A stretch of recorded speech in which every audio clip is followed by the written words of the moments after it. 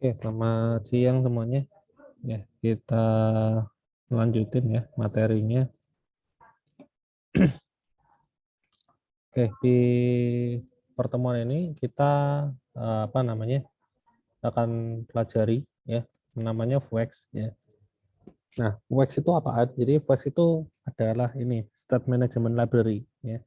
Jadi zaman sekarang ya hampir semua apa namanya framework ya, hampir semua framework untuk platform apapun ya, entah itu web, mobile, ya itu semua pasti punya yang ini ya, state management library itu pasti ada. Itu kalau zaman dulu sih memang nggak ada ya, tapi kalau zaman sekarang itu ada. Nah, fungsinya buat apa sih? Fungsinya itu gini, karena kan zaman sekarang itu kan framework itu kan konsepnya modular ya, modulnya banyak, komponennya banyak, filenya banyak ya. Nah, kadang-kadang itu kita perlu sharing data ya, perlu ada pertukaran data ya antara satu komponen dengan komponen lain ya, atau satu modul dengan modul yang lain. Nah, itu yang kadang-kadang tuh kesulitan gitu loh. Nah, itulah fungsinya dari State Management Library gitu, supaya proses pertukaran data antar komponen itu gampang ya. Gitu. Ya tujuannya sebenarnya cuma itu aja sih ya. Jadi alasannya ya karena filenya banyak ya, filenya banyak. Terus kalau mau kirim-kiriman data kan susah ya, gitu. Nah, di Foo itu untuk start management library-nya itu bisa pakai yang namanya Vuex ya, Vuex ya, ini. Gitu. Nah, ini cara pakainya, cara installnya seperti ini, pakai npm install Vuex, atau kalau pakai Foo CLI bisa pakai Foo add apa namanya Vuex gitu ya, Foo add Vuex gitu. Kalau pakai npm ya bisa npm install Vuex ya. Lebih gampang pakai yang Foo CLI ya, karena nanti dia akan sekaligus mengkonfigurasi apa namanya source code Foo-nya ya, ditambahin beberapa sampel gitu. Jadi kita nggak usah nambahin. Ya sudah dikasih template-nya, tinggal ngisi aja gitu. Terus kalau mau pakai ya tinggal ini ya, foo.use Vuex ya gitu. Nah, ini nanti kalau misalnya kita bikin apa namanya pakai basisnya itu adalah basis modul ya, bukan pakai script. Ini kan pakai script kan kita masih pakai yang ala-ala tradisional ya, website tradisional. Tapi kalau kita bikin SPA kan kita modelnya kan sudah apa namanya, udah pakai namanya modul sistem ya. Nah, nanti ada folder baru ya, namanya tuh store. Nah, di dalamnya ada file JS-nya. Nah, itu konfigurasi Vuex-nya di sana ya. Nah, ini instansiasi dari objek Vuex-nya itu seperti ini ya. Istilahnya namanya store ya. Namanya itu store seperti ini. Jadi di dalam objek Vuex itu ada yang namanya state ya. Ada state ya. State ini adalah variabel-variabel yang kira-kira nanti mau di-sharing ya, bisa di-share antar komponen ya, bisa diakses oleh semua komponen, itu ditaruh di sini ya. Gitu. Jadi kalau kalian misalnya punya ada 3 variabel ya kasih aja koma di sini ya, ada count terus koma, ada apa name gitu ya, koma, ada apa lagi, ada number gitu ya, ada nomor HP gitu ya, pakai koma-koma di sini, silakan ditambah. Ini variabel-variabel yang akan di sharing ya. Kemudian di sini selain state ya, state itu kan deklarasi variabelnya ya, terus ada lagi mutation ya. Kalau mutation itu adalah ini apa namanya, kalau misalnya kita mau ngubah isi variabelnya, nah itu kita bisa bikin function di sini ya. Misalnya di sini contohnya di mutation ini ada function namanya increment ya. Increment ini fungsinya adalah untuk menaikkan nilai count ya. Makanya isinya count plus plus gitu. Ya, nanti kalau misalnya mau bikin fungsi decrement ya tinggal diisi aja count min min gitu ya. Kalau mau misalnya ngisi ada state-nya ada nama gitu ya. Misalnya nih apa namanya? change change name gitu ya. Nah, di sini bisa dikasih parameter state, name-nya yang baru apa itu. Nah, terus di sini tinggal state.name sama dengan name yang baru. Gitu. Jadi intinya ini function ya. Di dalam mutation itu isinya function-function yang dipakai untuk mengubah state. Gitu.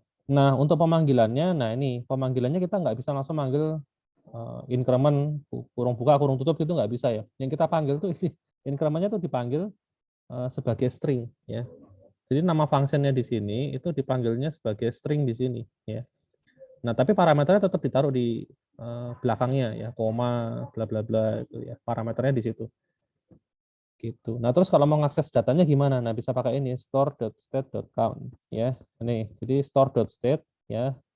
Ini kalau mau ngakses variabelnya. Nah, ini terus tinggal dot nama variabelnya ya. Ini dot count itu karena nama variabelnya di sini count ya. Gitu. Itu pemakaian basicnya ya. Terus apa lagi ya? Nah, ini kalau mau dipasang di objek foo, tapi ini kalau mau pakai yang ini cara apa? Website yang jadul ya. Kan kita bikin objek foo-nya kan seperti ini ya. Masih pakai elemen bla bla bla terus store-nya dipasang ke sini gitu. Nah, kalau di modul sistem nanti ya sama sih dipasang di instansi foo-nya ya. Di awal itu ya store sama dengan store gitu. Ya sama ya. Cuma nanti makainya langsung di apa?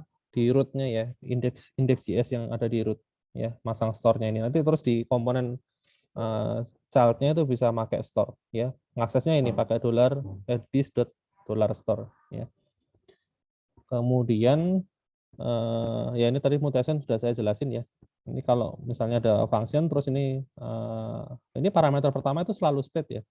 Selalu state-nya ini nggak boleh diganti. Nah, parameter yang kedua ini adalah parameternya.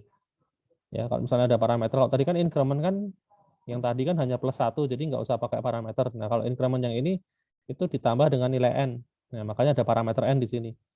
Gitu. Jadi count plus sama dengan n. Ya, manggilnya ya kayak gini. Ya, tinggal dikasih di belakangnya. Nah, ini itu hanya bisa menerima satu parameter ya. Jadi ini nggak bisa koma, koma, koma gitu.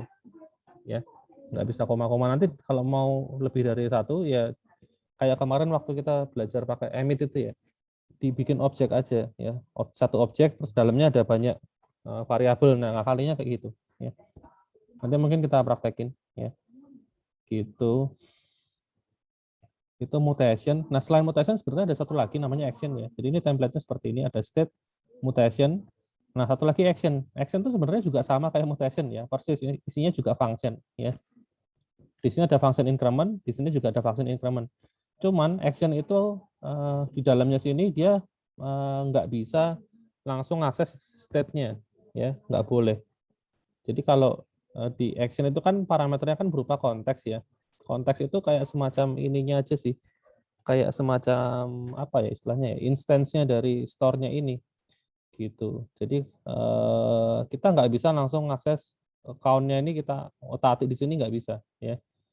Nah, biasanya pakai cara seperti ini, context.commit dalam kurung increment. Nah, ini untuk manggil yang increment yang di sini gitu. Jadi action ini hanya bisa dipakai untuk manggil function-function yang ada di mutation gitu. Nah, terus fungsinya buat apa? Nah, yang namanya mutation ya, function-function yang ada di sini itu tidak bisa dipanggil secara asinkron, secara background. Misalnya gini, kalian misalnya punya sebuah function yang mau dipakai buat download file ya. Filenya itu banyak ya, ukurannya mungkin bisa 10 giga gitu ya. Nah, itu kan prosesnya kan lama ya. Kalau dipanggil secara sinkron, itu nanti aplikasinya macet, jadi nggak bisa diapa-apain. Ya, diklik nggak bisa, nggak respon ya, karena kan jalan di thread utama ya, sinkronus ya. Nah, tapi kalau dipanggilnya lewat increment yang ini yang ada di action, nah itu kalian tetap bisa lakukan hal yang lain ya sambil di belakangnya itu download gitu loh. Intinya adalah action ini akan dijalankan secara background ya. Jadi function yang ada di sini itu dijalankan di belakang ya, background. Gitu, maka bisa dipanggil secara asinkron ya. Nah, cuman cara manggilnya agak sedikit lain ya. Jadi kalau tadi kan pakai store.commit ya kalau mau pakai yang mutation ini ya. Kalau mau yang di action ini store.dispatch ya. Terus ini functionnya ya, nama functionnya ini. Itu supaya bisa dipanggil secara asinkron. Nah, ini tambahan aja sih yang action ini. Ya. Buat tambahan aja ya, bahwa ini bisa dipanggil secara sinkron untuk proses-proses yang kira-kira bakal berat dan lama ya. Gitu. Nah, terus kemudian kita juga kalau mau sih bisa bikin lebih dari satu store ya, ini store yang pertama, ini store yang kedua ya.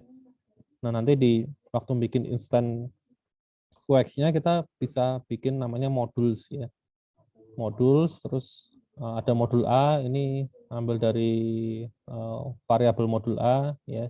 Terus yang B itu dari modul B tadi. Ya. Lalu aksesnya seperti ini. This.store.state.a.b.c dan seterusnya. Ya, kalau mau lebih dari satu, ya biasanya sih satu aja cukup, ya satu doang udah cukup. Tapi just in case kalau misalnya mau bikin banyak macam, ya bisa sih pakai cara seperti ini. Oke, nah kalau di sini sih latihannya ini ya, bikin shopping chart. Jadi ceritanya ini ada halaman website sangat sederhana ya karena nggak ada CSS-nya. Jadi ada halaman handphone, halaman laptop, sama halaman game. Ya, di halaman laptop isinya ini Asus, Acer, MSI. Ya, kalau saya tambah Asus, nanti di sini Asusnya nambah jadi 4, jadi 5 dan seterusnya. Kalau saya buka handphone, ini isinya berganti ya. Jadi Samsung, misalnya Samsung, iPhone, terus apa lagi? Xiaomi gitu ya. Tapi chartnya ini tetap tetap tetap nggak akan hilang ya. Tetap ada chartnya ya. Gitu. Nah, kalau kalau misalnya kalian nggak pakai state management ya, ini kalau misalnya kita pindah halaman dari laptop ke halaman handphone, ini chartnya akan ke-refresh jadi nol lagi. Gitu. Karena variabelnya kan dimiliki oleh masing-masing komponen ya. Nah, ini chartnya ini itu dibikinnya pakai state management library supaya antara halaman handphone, halaman laptop, sama halaman game itu bisa sharing data gitu loh.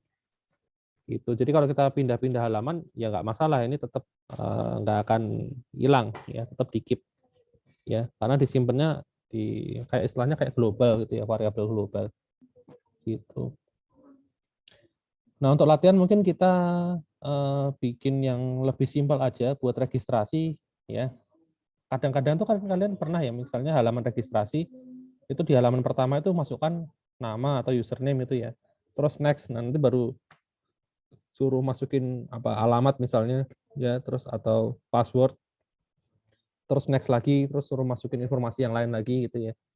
Nah, nanti terakhir baru dikonfirm ya, namanya ini, emailnya ini, passwordnya ini dan seterusnya. Terus baru ada tombol daftar misalnya kayak gitu ya. Nah, itu juga dibikinnya pakai ini, pakai apa namanya, state management library ya.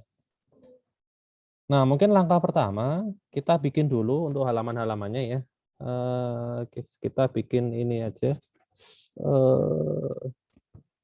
project baru ya. Saya cd desktop ya, clear full create test wax ya. Nah, seperti biasa saya pilih yang FU2 ya. FU2. Sebenarnya kalau milih yang defaultnya ini sudah lengkap ya, ada routernya, ada wax-nya ya. Tapi dia pakainya FU3. Nah, kita menambahnya manual aja satu persatu ya. Sebenarnya kalau mau bikin di sini juga bisa sih nambahin sekaligus ininya ya. Tapi just in case kalau misalnya kalian awalnya nggak pakai terus tiba-tiba mau pakai gitu kan, apa namanya, bisa tahu cara nambahinnya gimana ya. Saya pilih yang ini ya. Namanya test wax ya. Nanti langkah pertama kita bikin dulu halamannya ya. Saya bikin halamannya dulu.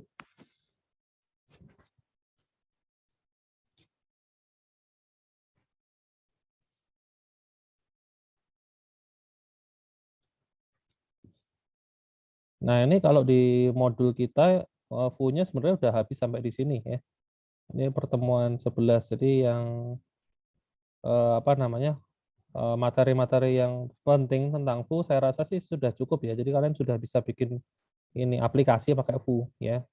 Maksudnya sudah aplikasinya pun udah lengkap ya. Udah ada routingnya segala, sudah ada ininya, state management library dan seterusnya ya.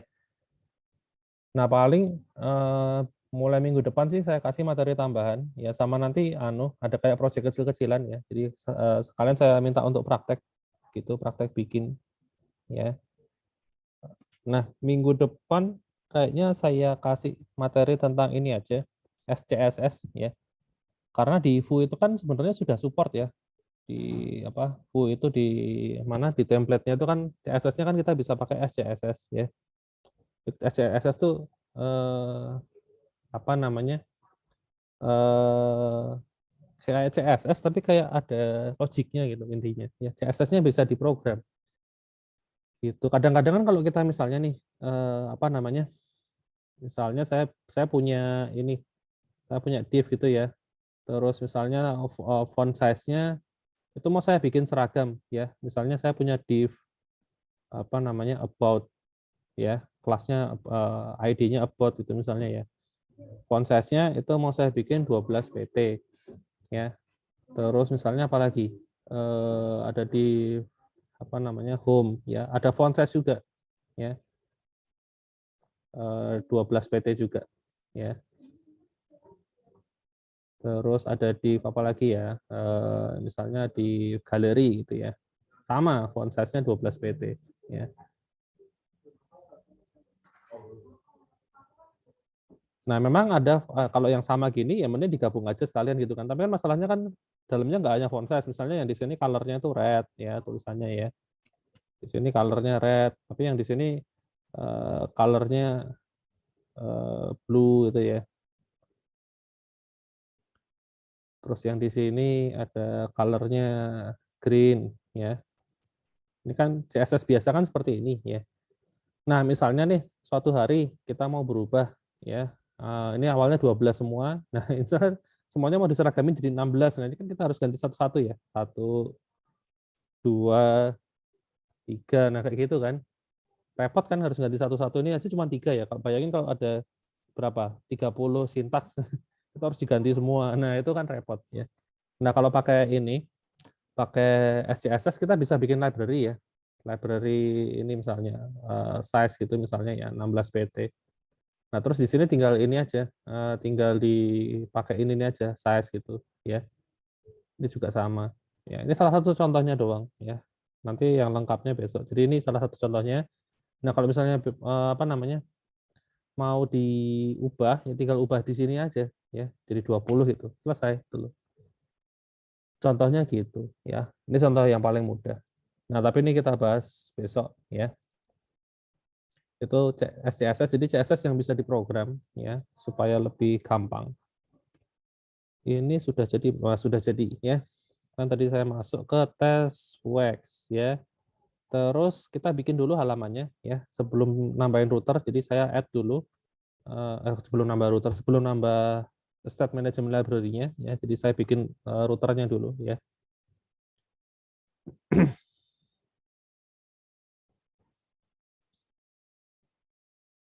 Saya tambahin router, kita bikin halamannya. Jadi kita mau bikin registrasi ya.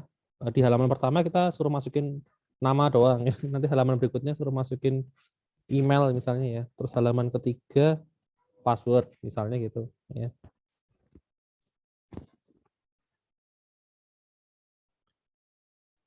Kok lambat sekali. Kan pernah ya nemu halaman registrasi kayak gitu ya, tapi ya nggak sesedikit itu sih. Halaman pertama misalnya kita masukin ada 3 inputan, terus next ada 5 inputan, terus next. Biasanya itu untuk kuesioner ya. Paling saya sih nemunya untuk kuesioner, jadi halaman pertama isinya berapa ya? 5 pertanyaan, halaman kedua juga 5, halaman ketiga 5, nah kayak gitu misalnya. Ya. Ya buat registrasi juga ada sih beberapa yang pakai model kayak gitu. Ya. Ini kok macet ya?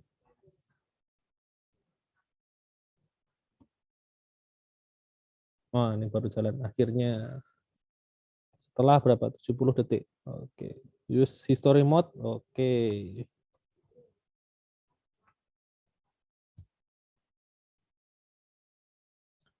Oke, routernya sudah ya. Sekarang kita bisa masuk ke sini ya. File routernya sudah ada.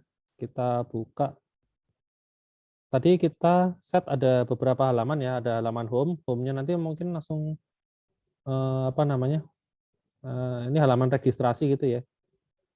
Saya ganti aja namanya ya. Register ya. Nama komponennya juga register ya. Berarti di sini nanti saya ganti ini register. Jadi kita siapin dulu untuk apa namanya? Routernya ini ya. Terus di halaman about nih Saya ganti ya. Tadi kan home-nya kan langsung register tuh, suruh masukin nama ya. Terus next, misalnya masukin apa ya? Email ya. Email komponennya juga namanya email ya.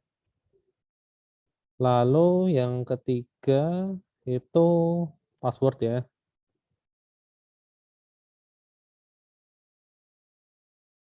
Password. Nah, yang terakhir setelah masukin password, terakhir di confirm ya. Confirm ya. Jadi nanti dilihat namanya siapa, emailnya apa, passwordnya apa, terus kalau setuju baru diregister ya, ceritanya gitu. Ini confirm. Oke, nah ini jangan lupa ditambahin importnya meskipun belum dibikin filenya ya. Yang kedua tadi email ya, ini email.hu ya. Yang ketiga tadi password. Ini password juga. Ini terakhir tadi Pak, confirm ya. Confirm ya. Register sudah, email, password sama confirm. Oke. Lalu berikutnya adalah view-nya. Nah, view-nya kan namanya beda ya. Namanya about sama home ya. Nah, home-nya aja saya ganti ya. Jadi register kan namanya kan. Nah, ini saya buka isinya. Nah, ini kan halaman register ya. Ininya nggak usah deh. Logo welcome to bla bla bla. Ini saya hapus. Nah,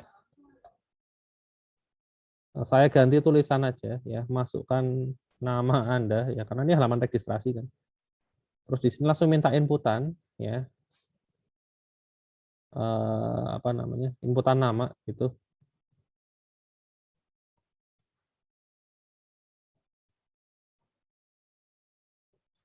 Sama ada tombol tombol next gitu ya. Jadi tombol ke halaman berikutnya ya, berikutnya gitu ya. Ini kalau dipencet berarti manggil ini, manggil apa namanya? Fungsi next ya, menuju ke halaman berikutnya. Kemudian ini apa nih? Import komponen ini nggak usah, ini nggak pakai sih. Ya, saya bikin dari nol aja, export default ya. Name-nya nama apa namanya? Nama komponennya ini register ya. Register sebentar tadi. Oh ya, itu kan soalnya dia tadi pakai ini ya. Ini defaultnya kan dia pakai komponen yang ada di sini ya, Hello World. Ini kan sekarang udah nggak kepake. Ya. Oke. Lalu sama ini apa namanya? Nambahin untuk fungsinya ini kan.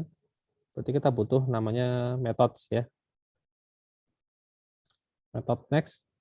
Kalau dipanggil itu kita akan pindah ke router ke halaman urutannya apa tadi ya? Email ya.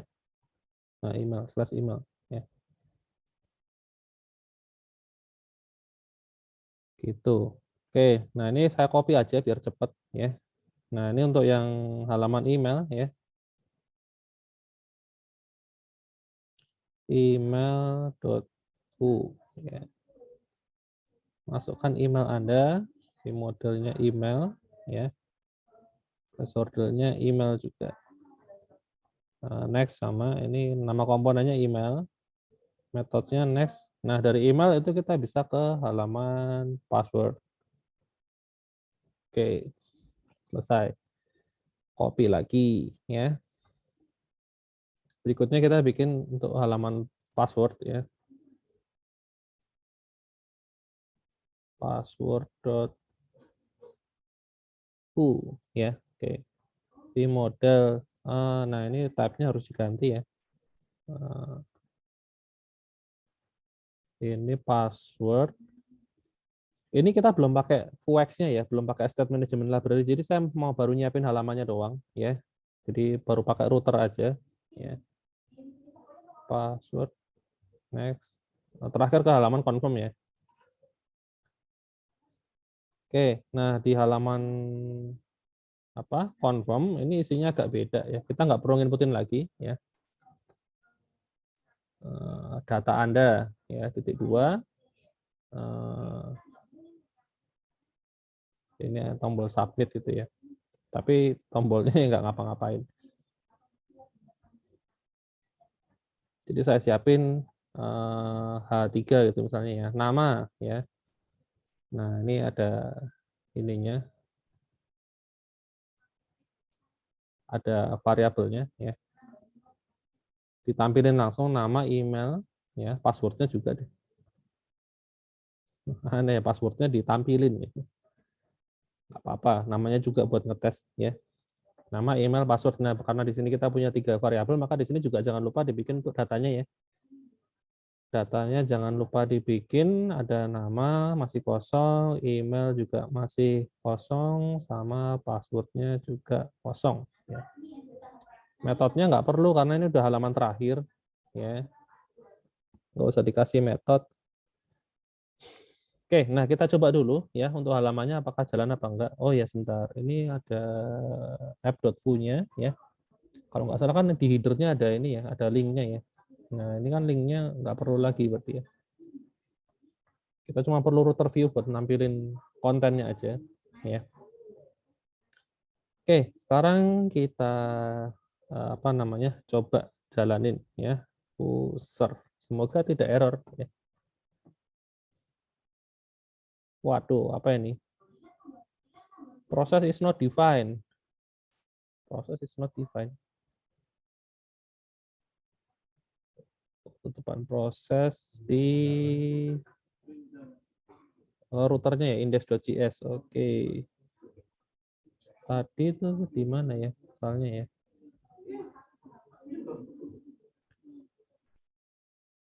Tadi kan sudah saya buka ya. Oh, ini.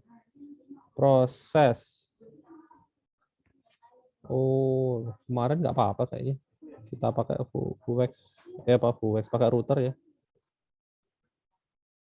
Oh, belum didefinisikan ya sudah. Ini untuk base URL diganti manual aja. Ini sebenarnya kita tinggal definisikan di environment variable ya, base URL-nya apa itu ya. Ya mungkin nggak kebaca ya, entah kenapa ya. Ganti manual aja, dah kosongin aja. Ya. Nah, beres kan. Lalu kita coba buka ya, apakah berhasil. Nah ini tampilannya ya, masukkan nama Anda ya, namanya ini tapi belum kesimpan ya, Christian. Saya pencet berikutnya, nah masukkan email adi@gmail. Nama passwordnya 1234. Nah ini hasilnya masih kosong ya. Ini masih kosong, nama, email, password masih kosong. Ya, tapi halamannya kan sudah jalan ya. Maksudnya kita sudah bisa apa namanya? Pindah-pindah halaman gitu ya. Itu nggak ada masalah kan? Oke, routernya sudah berhasil berarti ya. Ininya juga sudah berubah ya. Kalian lihat URL-nya ya. Kalau saya pencet next, nah ini jadi email, saya next jadi password, saya next lagi jadi confirm. Nah, ini yang terakhir ya. Ini submit-nya cuman belum dibikin ya. Oke. Berikutnya berarti sekarang kita akan nambahin ini apa namanya? Nambahin state management library-nya ya. Kenapa penting ya? Karena ini bayangin kalau misalnya di bagian nama ini ya. Di halaman yang nama ya. Nama register. Ya tuh.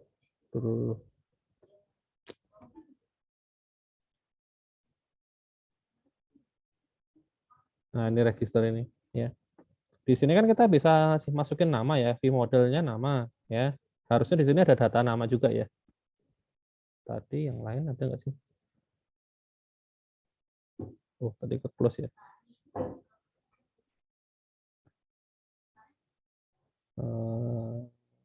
Mana tadi? Email, password. Nah, ini kan ada view model masing-masing ya. Ini ada register. Berarti kan kita sebenarnya harusnya bikin juga di sini ya. Ada data ya. Ini lupa tadi malahannya bikin datanya ya. Nah, sekarang kita punya nama di sini dan kita isi di sini. Nah, terus caranya pindah gimana? Apakah masa kita harus nambah di sini ya datanya email terus kita tempelin ke sini ya sebagai parameter di URL-nya ya di nama gini ya. Ya sebenarnya bisa-bisa aja ya. Kita simpan di URL-nya, cuman kan kalau dilihat kan URL-nya jadi jelek ya. Di sini pas saya masuk ke halaman berikutnya di bagian email itu ada namanya ya Christian. Kalau pada spasinya berarti pakai persen 20 ya. Adi ya persen 20 lagi Nugraha itu ya. Nah ini kalau saya next lagi berarti ketambahan ada email. Kan jadi jelek gitu loh dibaca loh. Ya kan? Ya bisa aja gitu loh kalau mau pakai URL, tapi nanti kalau datanya panjang kan URL itu kan ada batasnya ya, ada limitnya ya. Saya lupa berapa karakter tapi yang jelas ada batasnya ya. Ada limitnya. Makanya kalian nggak bisa ngirimin gambar meskipun file gambar itu sudah di convert pakai base64 supaya jadi teks terus ditempel ke URL itu nggak akan berhasil ya. Saya dulu pernah coba soalnya ya. Tapi kalau pakai post, nah itu bisa ya. Kalau pakai post itu bisa mengirim gambar gede ya. Gitu. Nah, jadi makanya tetap aja state management library ini penting ya. Supaya apa? Ya kita naruhnya variabel itu nggak di URL ya. Jadi sampai mana ya tadi? Sampai ini ya, saya ngasih ini ya. Oke, kita tambahin dulu aja ya datanya dulu ya. Ini di register ada nama, terus di email ini ada data ya. Tadi kelupaan ya. Data email ya, isinya kosong juga. Di bagian password juga ada data ya. Oke. Return password ya kosong. Nah terakhir di confirm. Nah ini datanya banyak ya. Oh ini sudah ada di mana? Ya sudah ada 3 nama, email, password. Ya. Gitu. Oke, nggak error kan? Nggak. Ya masih bisa. Sip. Oke, karena ini saya pakai akun personal, jadi waktunya hanya dibatasi 40 ya. Ini saya close dulu ya. Langsung kita masuk lagi ya. Baru kita lanjut untuk nambahin UX-nya ya. Oke, saya tutup dulu kalau gitu ya.